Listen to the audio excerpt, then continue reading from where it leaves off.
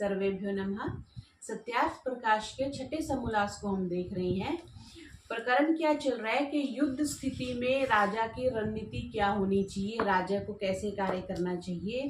ये उस संदर्भ में तो भले ही राजा की दृष्टि से बताया गया है, लेकिन आजकल हम इसको देख सकते हैं जैसे हम किसी भी पोस्ट पे हैं, जैसे हम डायरेक्टर हैं या सुप्रिटेंडेंट हैं या कुछ और किसी बड़ी पोस्ट पे हैं, तो हम भी एक छोटी सी रियासत के राजा हैं। तो हमें कैसे मैनेज करना चाहिए, इसको हम बड़े परिवार की तरह भी देख सकते हैं कि अगर हम किसी परिवार के मुखिया हैं, परिवार में बहुत सारे, आजकल तो ज़्यादा बच्चे नहीं होते, पर फिर भी कई कई फैमिलीज में अगर बहुत जॉइंट फैमिलीज नहीं भी हैं तो बहुत जगह पे भाई बंधु मिल करके एक बड़ा सा एक कुटुंब बनता है। तो उसमें कैसी व्यवस्था होनी चाहिए, कैसी रणनीति होनी चाहिए, उसके बारे में महर्षि यहाँ चर्चा कर रहे हैं। तो हमने कल यहाँ तक देख लिया था कि महर्षि ने कहा था कि चारों वेद, मनुस्मृति, शुक्र नीति और महाभारत में देख करके प्रजा के साथ क्या न्याय करना है उसका निश्चय करना चाहिए। आगे यहाँ से प्रारंभ कर रहे हैं हम।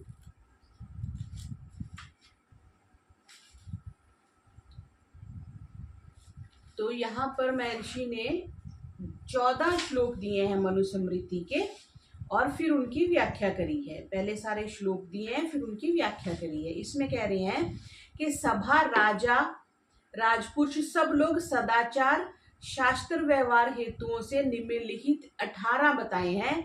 विवादास्पद मार्गों में विवाद युक्त कर्मों का निर्णय प्रतिदिन किया करें। जिनमें विवाद हो गया है, आपस में कुछ लड़ाई झगड़ा हो गया है, उसके लिए कह रहे हैं जो जो नियम शास्त्रोक्त ना पावे, शास्त्र में जो नहीं मिलता उनके होने की आवश्यकता जाने तो उत्तम उत्तम नियम बांधे। जिसको हम कहते हैं ना, ये संविधान को आप अमेंडमेंट्स करते हैं, उसमें शोधन करते हैं, तो उसकी बात करें कि उत्तम मीन्स बेस्ट नियम जो है वो बनाए जाने चाहिए, जिससे क्या हो, राजा और प्रजा दोनों की उन्नति हो।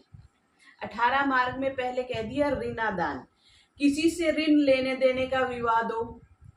उसके बाद फिर निक्षेप कह दिया, किसी ने किसी के पास कोई पदार्थ रखा हो, जैसे वो ब्याज पे ले लेते हैं लेकिन मांगे पर ना देना, या वैसे ही कोई अपना सामान आपके घर रख गया, वापिस मांगने आया तो आपने मना कर दिया, विवाद हो गया। तीसरा कहा अस्वामी विक्रय, दूसरे के पदार्थ को दूसरा बेच लेवे। कोई आपके घर गाड़ी खड़ी करके गया और आपने उसकी बेच दी आगे से। फिर कहा, चौथे में कहा मिल मिला के किसी पर अत्याचार करना। 4-5 लोग इकट्ठे हो गए, किसी को पकड़ लिया, उसको परेशान किया। फिर दिए हुए पदार्थ का ना देना, किसी ने आपको कुछ दिया तो कि आप ठीक है उधार दिया या कुछ दिया, समय आने पे उसको वापस ना देना। छठा कह रहे हैं वेतन, अर्थात किसी को नौकरी में से ले लेना व कम देना या ना देना। बहुत होता है ना, साइन तो आजकल भी है, बहुत कंपनियों में साइन तो 15,000 रुपये कराएंगे और देंगे 8,000 या 10,000 देते हैं, तो वो बात आ गई। फिर प्रतिज्ञा से विरुद्ध वर्तना, कहा था कि हाँ ये मैं आपके साथ आपकी सहायता करूंगा, ये कार्य करूंगा, लेकिन समय आने पर मुकर जाना। क्रय विक्रय अनुशय, लेन देन में झगड़ा देना। बहुत बार झगड़ा होता है ना, 50,000 की चीज ली हम तो दी, तब 50,000 एग्री कर लिया, बाद में 45,000 दे दिया। फिर पशु के स्वामी और पालने वाले का झगड़ा, गांव में अक्सर झगड़ा होता है, उसकी गाय उसकी भैंस उसके खेत में चलेगी तो झगड़ा हो गया। सीमा का विवाद, ये खेतीबाड़ी में होता है कि तुम मेरी सीमा में कैसे आ गए, क्या क्यों ये बीज बो दिया, ऐसा कुछ।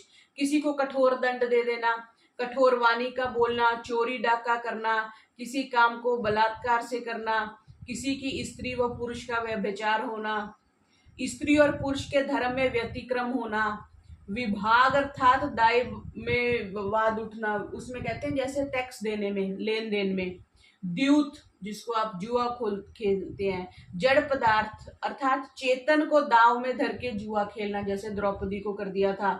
ये 18 प्रकार के विरुद्ध व्यवहार बताए गए हैं। 18 प्रकार के विरुद्ध व्यवहार मतलब इनकी शास्त्र आज्ञा नहीं देता, अगर आप ऐसा करते हैं तो आप गलत करते हैं, ऐसा कह रहे हैं। फिर आगे क्या कहा कि इन व्यवहारों में बहुत से विवाद करने वाले पुरुषों के न्याय को सनातन धर्म के आश्रम से किया करें। धर्म जिसको कहता है, शास्त्र जिसको कहता है, उसकी दृष्टि से न्याय किया जाना चाहिए और किसी का भी पक्षपात ना करे, पार्शियलिटी युक्त नहीं होना चाहिए। जैसे सरपंच है कोई या शहर का मुखिया है तो ये नहीं ये मेरे इलाके का है मैं इसकी सपोर्ट कर दूं, नहीं, वो नहीं किया जाना चाहिए। ये सारा क्यों बता रहे हैं? क्योंकि अल्टीमेट जो हमारा एम है वो तो भगवान की प्राप्ति है। ये जो बाकी सारे हम शोषे ही है ना, शोषे कर रहे हैं, नौकरी कर रहे हैं, पैसा कमा रहे हैं, कृषि कर रहे हैं, घर बना रहे हैं, ये सारे प्रपंच हैं। किसके लिए? डेस्टिनेशन पे पहुंचने के लिए, भगवान को पाने के लिए। इसलिए कहा कि इनको जिस सभा मतलब करने के लिए शास्त्र के फॉलो करना चाहिए, अपनी मर्जी से नहीं करना चाहिए। जो शास्त्र कहे उसको सनातन धर्म कह दिया। यहाँ पे शब्द क्या यूज किया? पुरुषों के न्याय को सनातन धर्म के आश्रम से करके किया करें। फिर जिस सभा में अधर्म से घायल होकर धर्म उपस्थित होता है उसका शल्य धर्म के कलंक को निकालना होता है। अधर्म का छेदन करना और धर्म को मान मिलना चाहिए। जो भी चीज धर्म युक्त है उसको करना चाहिए और अधर्म को छोड़ना चाहिए। फिर कह रहे हैं धार्मिक मनुष्य को योग्य है कि सभा में कभी प्रवेश ना करे, जो प्रवेश किया हो तो सत्य ही बोले। जैसे अभी ये विवाद चल रहा है ना स्वामी राम भद्राचार्य जी का, तो क्या बोला? देखो अगर इसको ध्यान से पढ़ेंगे, हम ऊपर ऊपर से पढ़ लेते हैं तो बात निकल जाती। क्या कहा? धार्मिक मनुष्य को योग्य है कि सभा में कभी प्रवेश ना करे, पहली बात, और जो प्रवेश किया हो तो सत्य ही बोले। जो कोई सभा में अन्याय होते हुए को देखकर मौन रहे अथवा सत्य न्याय के विरुद्ध बोले वह महापापी होता है। ये शब्द लिख दिया। जिस सभा में अधर्म से धर्म, असत्य से सत्य सब सभासदों के देखते हुए मारा जाता है उस सभा में सब मृतक के समान है, जानो उनमें कोई भी नहीं जीता। मतलब आपके सामने कुछ गलत नहीं होना चाहिए। फिर कह रहे हैं मारा हुआ धर्म मारने वाले का नाश, रक्षित किया हुआ धर्म रक्षक की रक्षा करता है। धर्मो रक्षिता रक्षिता, धर्म किसकी रक्षा करता है? जो धर्म की रक्षा करता है। इसलिए धर्म का हनन कभी ना करना, इस डर से कि मारा हुआ धर्म कभी भी हमको ना मार डाले। जिस हमने धर्म का उल्लंघन कर दिया वो धर्म हमें नष्ट कर देगा। वो जैसे कर्म भी कहते हैं ना कि दूसरे व्यक्ति की जरूरत नहीं है हमें नष्ट करने के लिए, हमारे अपने कर्म ही हमको नष्ट कर देंगे। इतने बुरे कर्म हमारे से हो जाते हैं, हुए हैं, हमें स्मरण भी है, वही पर्याप्त है हमें तो बर्बाद करने की। किसी को जो साधु लोग होते हैं ना, किसी को बद्दुआ नहीं देते, क्या बद्दुआ देनी, तेरा कर्म ही तेरे को नष्ट कर देगा। तो यहाँ पे कह दिया तेरा धर्म का ना मानना ही तुम्हें नष्ट कर देगा। जो सब ऐश्वर्यों के देने और सुखों की वर्षा करने वाला धर्म है उसका लोप करता है, उसको विद्वान लोग शूद्र और नीच जानते हैं, जो अपने धर्म का पालन नहीं करता। इसलिए किसी मनुष्य को धर्म का लोप करना उचित नहीं है, तो अपने धर्म को नहीं छोड़ना चाहिए। अब देखो जो मत संप्रदाय बदल लेते हैं तो वो भी तो एक तरह से धर्म ही बदल लिया ना। धर्म अलग चीज है, मत संप्रदाय अलग चीज है। हम इस मत को मानते हैं, इस संप्रदाय को मानते हैं, लेकिन धर्म जो है वो सार्वजनिक है, सार्वभौमिक है, सबको उसकी पालना करनी चाहिए। पीछे हमने 4 मनुस्मृति में भी देखा था, धर्म के 4 अंग बताए, फिर आगे धर्म के 10 भी पीछे बताए थे, इसी सत्यार्थ प्रकाश में आया था। फिर आगे कह रहे हैं कि इस संसार में एक धर्म ही सुहृदय है जो मृत्यु के पश्चात भी साथ चलता है। घर तो बच्चे ले लेंगे, गहने जो है वो बहुएं ले जाएंगी, और क्या बचा हमारे पास? पैसा जो वो भी बच्चे ले जाएंगे, रिश्तेदार ले जाएंगे, तो बचेगा क्या? धर्म ही सुहृदय है जो मृत्यु के पश्चात भी साथ चलता है, और सब पदार्थ व संगी शरीर के नाश के साथ ही नाश को प्राप्त हो जाते हैं। जब अंतिम संस्कार हो गया तो कोई भी नहीं बचा, अर्थात सबका संग छूट जाता है, परंतु धर्म का संग कभी नहीं छूटता। इसलिए धर्मराज युधिष्ठिर की भी वो कथा आती है ना कि वो अंत में स्वर्ग तक गए, बाकी सब तो पीछे छूटते गए, क्योंकि उन्होंने ये धर्म किया था, ये धर्म किया था। लेकिन जो धर्मराज युधिष्ठिर थे वो स्वर्ग में सशरीर एडमिट हो गए, एडमिशन उनका हो गया था, चले गए थे। क्यों? क्योंकि उन्हें हमेशा धर्म का पालन किया था।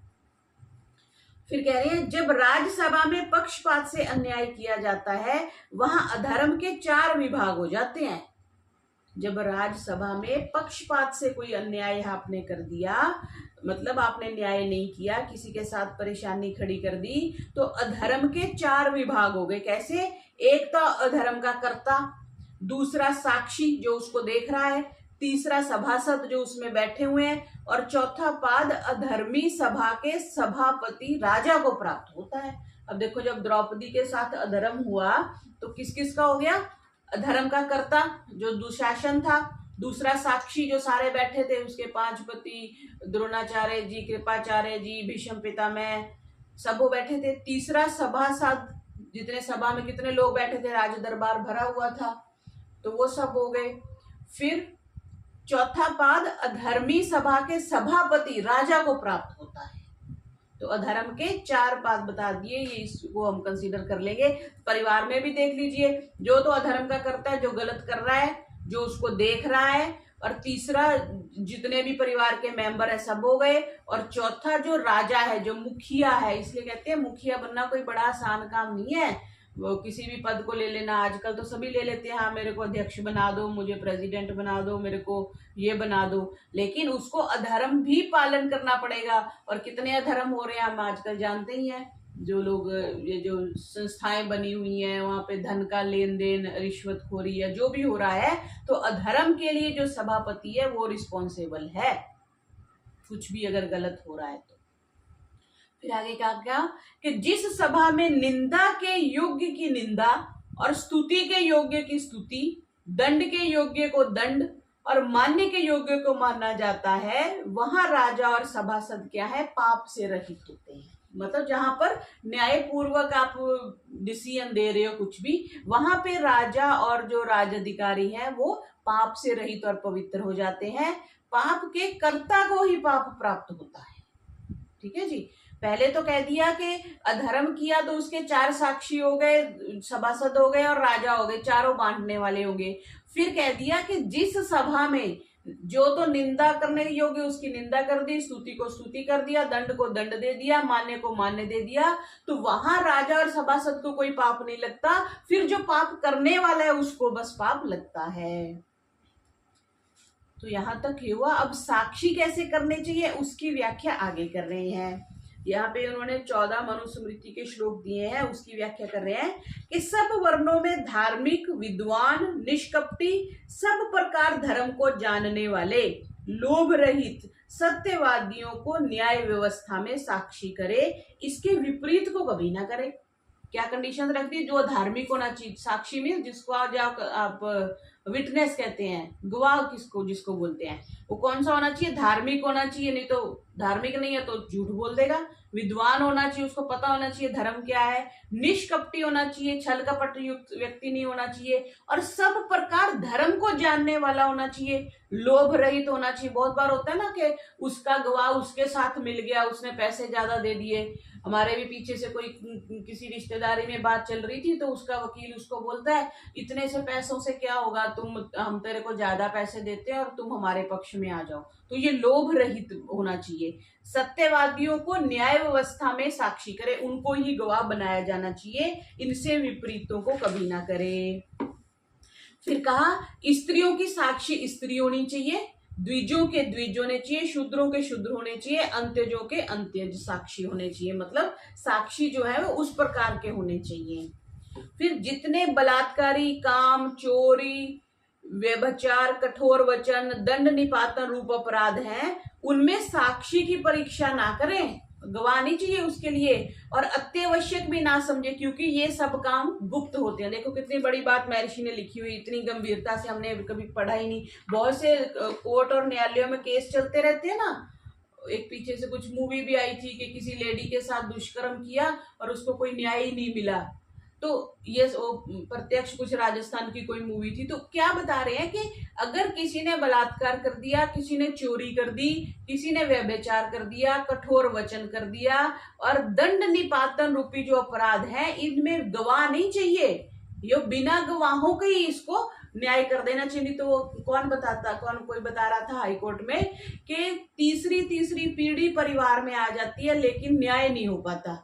वो चाहे वो ये जो जमींदारी के केस चल रहे हैं या जो भी केस चल रहे हैं, दादा गुजर गए तो बेटे ने फॉलो किया, बेटा भी गुजर गया तो पोते ने फॉलो किया, तीसरी पीढ़ी चल रही है जिनके अभी तक कोर्ट में निर्णय नहीं हुए, डेट्स पे डेट्स चलती रहती हैं। तो यहाँ पे शास्त्र क्या कहता है कि आप इसमें गवाही मत ढूंढे और अपना निर्णय दे दें।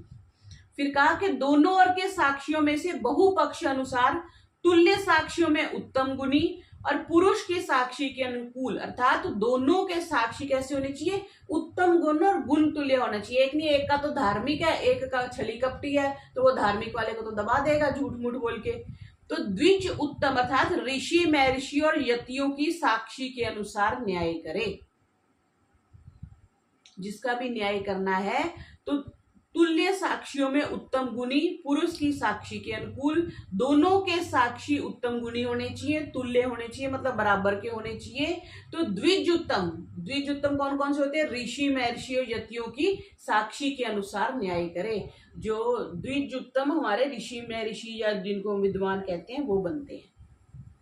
फिर दो प्रकार से साक्षी होना सिद्ध होता है कि एक तो साक्षात देखना, उसको हमने चोरी करते हुए देखा, उसको हमने कत्ल करते हुए देखा।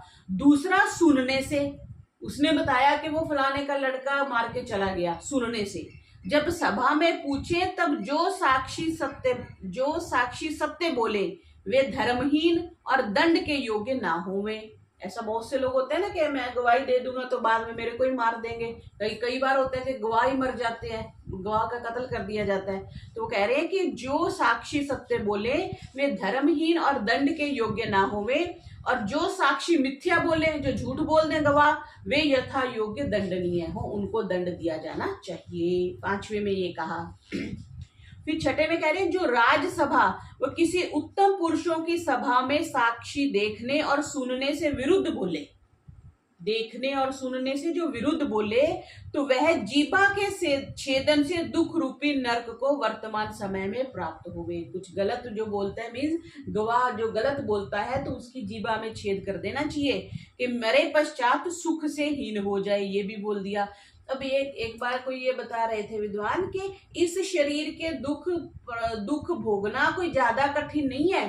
कितने को दुख बंदा भोग लेगा, शारीरिक कष्ट हो जाएगा, बीमारी हो जाएगी, ऑपरेशन हो जाएगा, वो भोगने आसान है। लेकिन जो मृत्यु के बाद दुख भोगने पड़ेंगे वो बहुत कठिन है। क्यों?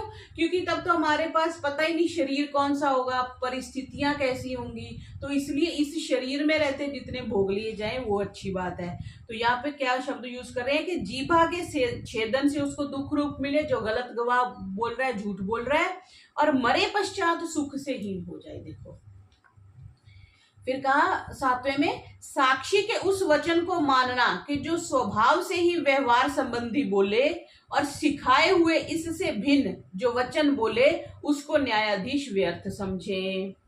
व्यवहार संबंधी, स्वभाव से ही व्यवहार संबंधी बोले और सिखाए हुए हो, इससे भिन्न जो वचन बोले उसको न्यायाधीश व्यर्थ समझे। फिर ये एक बात बता रहे हैं कि वादी प्रतिवादी होते हैं। वादी होता है जो अपनी सही बात करता है, प्रतिवादी हमेशा उल्टी बात करता है। जैसे हम शास्त्र में भी देखते हैं तो जो सही बात वाला वादी बोला जाता है और वो उल्टा बोलता है, फिर उसका निर्णय किया जाता है कि तुम जो कह रहे हो वो सही नहीं है। तो वो कह रहे हैं कि जब वादी और प्रतिवादी के सामने सभा के समीप प्राप्त हुए साक्षियों को शांतिपूर्वक न्यायाधीश अर्थात वकील व बैरिस्टर इस प्रकार से पूछे। तो शांति से उनसे बात करो क्या कि हे साक्षी लोगो, तुम साक्षी हो, इस कार्य में इन दोनों के परस्पर कर्मों में से जो तुम जानते हो उसको सत्य के साथ बोलो। कि ये दोनों खड़े हैं, दोनों पक्ष के खड़े हैं, आप इनके वकील हो, जो जो आप जानते हो वो सत्य बोलो, तुम्हारी इस कार्य में साक्षी है, गवाह है। फिर 10वें के कहा कि जो साक्षी सत्य बोलता है वह जन्मांतर में, देखो इस जन्म की बात नहीं कर रहे, अगले जन्म में, वह इस जन्मांतर में मीन्स इस जन्म के बाद क्या उसका होता है, उत्तम जन्म और उत्तम लोकांतरों में जन्म को प्राप्त होकर सुख भोगता है, और इस जन्म व पर जन्म में उत्तम कीर्ति को प्राप्त होता है, क्योंकि जो यह वाणी है वही वेदों में सत्कार और तिरस्कार का कारण लिखी है। वाणी से ही तिरस्कार और सत्कार होता है। जो सत्य बोलता है वह प्रतिष्ठित होता है और मिथ्यावादी जो है वो निंदित होता है। झूठ कभी ना कभी तो सामने आ ही जाता है ना, जितना मर्जी छुपा लो। तो इसलिए कह रहे हैं कि जो झूठ है वो, झूठ बोलने वाला निंदित होता है और सत्य बोलने वाला इस जन्म में भी लाभ प्राप्त करता है और आगे भी। फिर कह रहे हैं सत्य बोलने में साक्षी पवित्र होता है और सत्य बोलने से ही धर्म बढ़ता है। इससे सब वर्णों में साक्षियों को सत्य ही बोलना योग्य है। साक्षी को हमेशा सत्य ही बोलना चाहिए। अगर सत्य बोलने का सामर्थ्य नहीं और डर लगता हो तो साक्षी नहीं बनना चाहिए। आत्मा का साक्षी कौन है जी? आत्मा है और आत्मा की गति आत्मा है। इसको जान के हे पुरुष, तू सब मनुष्यों का उत्तम साक्षी अपने आत्मा का अपमान मत कर। आत्मा का साक्षी कौन है? आत्मा है, ठीक है। और आत्मा की गति भी आत्मा है। इसको जान के हे पुरुष, तू सब मनुष्यों का उत्तम साक्षी, सभी मनुष्यों का, ठीक है, अपने आत्मा का अपमान मत कर। अर्थात सत्य भाषण, जो कि आत्मा मन वाणी में है वह सत्य, और जो इससे विपरीत है वह मिथ्या भाषण है। जो आत्मा मन और वाणी में है वही सत्य है, उसके विपरीत नहीं बोलना। मन, हमें अंदर तो पता है कि इस बंदे ने कत्ल किया, लेकिन हम वहां कहते हैं इसने तो कत्ल नहीं किया, और हम बड़े खुश होते हैं। वकील भी इस बात के बड़े पैसे लेते हैं कि देखो मैंने तुम्हें बचा लिया, लेकिन यहाँ तो बचा लिया, लेकिन जन्मांतर में कौन बचाएगा, लोकांतर में कौन बचाएगा? जिसका न्याय इस न्यायालय में नहीं मिलता उसका न्याय परमात्मा के न्यायालय में तो मिलता ही है। जैसे छोटे न्यायालय में नहीं मिलता तो हम बड़े न्यायालय में जाते हैं, हाई कोर्ट में चले गए, हाई कोर्ट में नहीं हुआ तो सुप्रीम कोर्ट में चले गए। बहुत से ऐसे केस हैं जो सुप्रीम कोर्ट भी हल नहीं कर पाती, तो फिर उसकी सुपर मोस्ट जो कोर्ट है वो हल करती है। फिर 13वें में क्या कह रहे हैं? जिस बोलते हुए पुरुष का विद्वान क्षेत्र अर्थात शरीर का जानने हारा आत्मा भीतर शंका को प्राप्त नहीं होता। क्या शब्द को यूज कर रहे हैं? भीतर शंका नहीं होती, मतलब उसके माइंड में डाउट नहीं आ जाता कि जो मैं बोल रहा हूं वो सही है कि नहीं है। उससे भिन्न विद्वान लोग किसी को उत्तम पुरुष नहीं जानते। वही सबसे उत्तम है जिसके बोलने के समय मन में भी शंका उत्पन्न नहीं हो रही कि जो मैं कह रहा हूं वो सही है या गलत है। तो आगे क्या कह रहे हैं कि हे कल्याण की इच्छा करने हारे पुरुष, हे पुरुष जो तुम कल्याण चाहते हो, जो तुम मैं अकेला हूं ऐसा अपने आत्मा में जानकर मिथ्या बोलता है सो ठीक नहीं है, किंतु जो दूसरा तेरे हृदय में अंतर्यामी रूप से परमेश्वर पाप पुण्य को देखने वाला मुनि स्थित है, उस परमात्मा से डर के सदा सत्य बोला कर। कितनी सुंदर बात लिख दी। 14वें श्लोक की क्या कह रहे हैं कि तू अकेला है, अगर ये सोच के तू झूठ बोलता है तो सुधर जा, बिकॉज तेरे अंदर एक परमात्मा बैठा हुआ है। उस अंतर्यामी रूप से परमात्मा तेरे पाप और पुण्य को देख रहा है।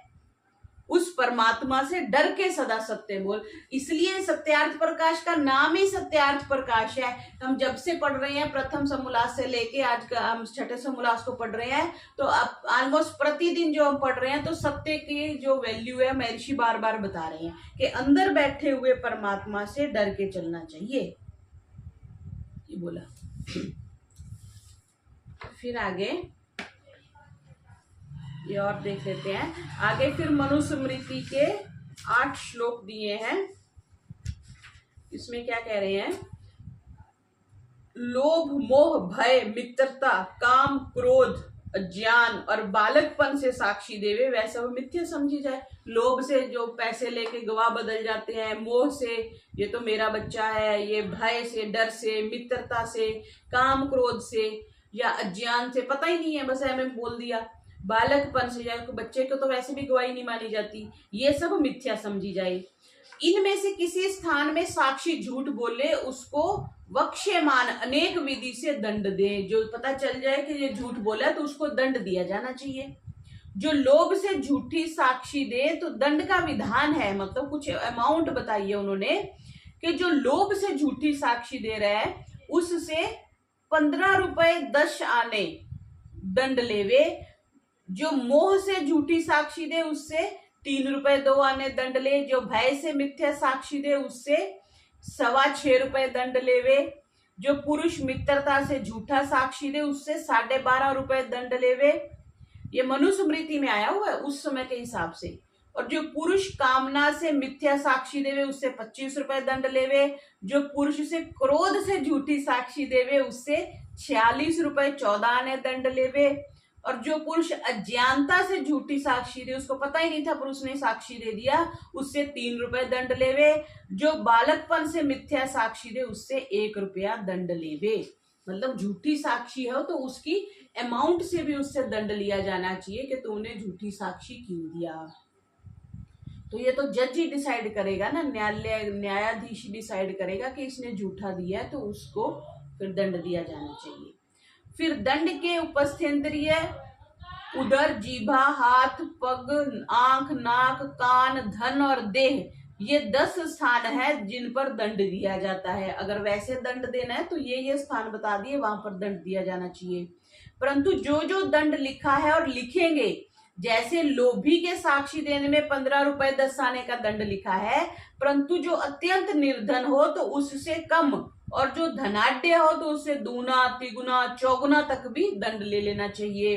अर्थात जैसा देश और जैसा काल हो, जैसा पुरुष हो, उसका जैसा अपराध हो वैसा ही दंड करें। ये अमाउंट तो उन्होंने एक बताने के लिए कि पहले छोटी फिर ज्यादा फिर ज्यादा फिर ज्यादा ऐसे दंड लिया जाना चाहिए। फिर गरीब है तो उससे कम ले लो, अमीर है तो उससे ज्यादा ले लो। फिर 7वें में क्या कह रहे हैं, क्योंकि इस संसार में जो अधर्म से दंड करना है वह पूर्व प्रतिष्ठा, वर्तमान और भविष्य में पर जन्म में होने वाली कीर्ति का नाश करने वाला है। अधर्म से दंड नहीं करना, दंड तो करना है वो भी धर्म से। सत्य को पकड़ लो और धर्म को पकड़ लो, ये 2 चीजें पकड़ लो। सत्यार्थ प्रकाश का 2 मूल ही है कि जो भी दंड दे रहे हैं आप धर्म से देंगे।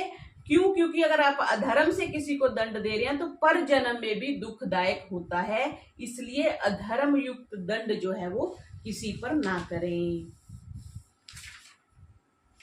फिर आगे कह रहे हैं कि जो राजा दंडनियों को ना दंड दे और अदंडनियों को दंड दे, जिसको तो सजा देनी है उसको ना दे और जिसको सजा नहीं देनी उसको दे दे, तो क्या दंड देने योग्य को छोड़ देता है और जिसको दंड नहीं देना चाहिए उसको दंड देता है, वह जीता हुआ भी बड़ी निंदा को, मरे पीछे बड़े दुख को प्राप्त होता है।